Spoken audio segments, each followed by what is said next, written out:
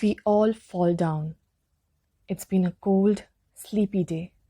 The sound of the rain is calming down all the storms within.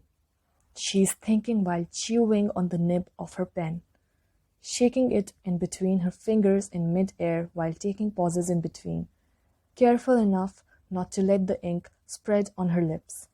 Her eyes glare through the thin air above her into eternity in a way as if they are enchanted by the beauty of something which is the most beautiful. Suddenly, her dreamy eyes spread wide with a thought that strikes her. Her lips curl into a smile. Her eyelashes make her gleaming eyes fall down on the paper settled on the table before her. She pens down. The beauty of all that's fallen is a pleasant sight to behold. There's a warmth inside the emotions, all of which fall calm and cold.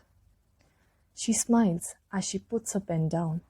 She feels the velvety bed beneath her figure and the strain in her muscles as she stretches her legs out. Indeed, to sit while writing for 6 hours straight makes one's legs freeze. As her eyelashes lift, her memories, suppressed until then, flash in front of her eyes.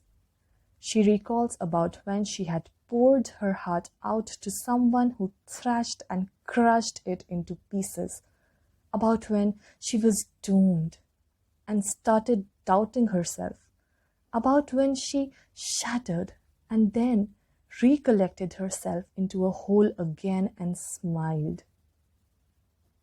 Her eyelashes glare up doubly in subtle fashion.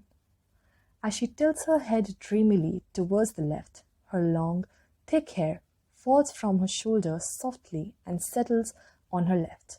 She stands frozen, still holding the pen in midair in her right hand, as if she is mesmerized by something that only she can see in the nothingness before her. She silently searches, as it appears, to quench her yearning for an answer to the chaos in her head.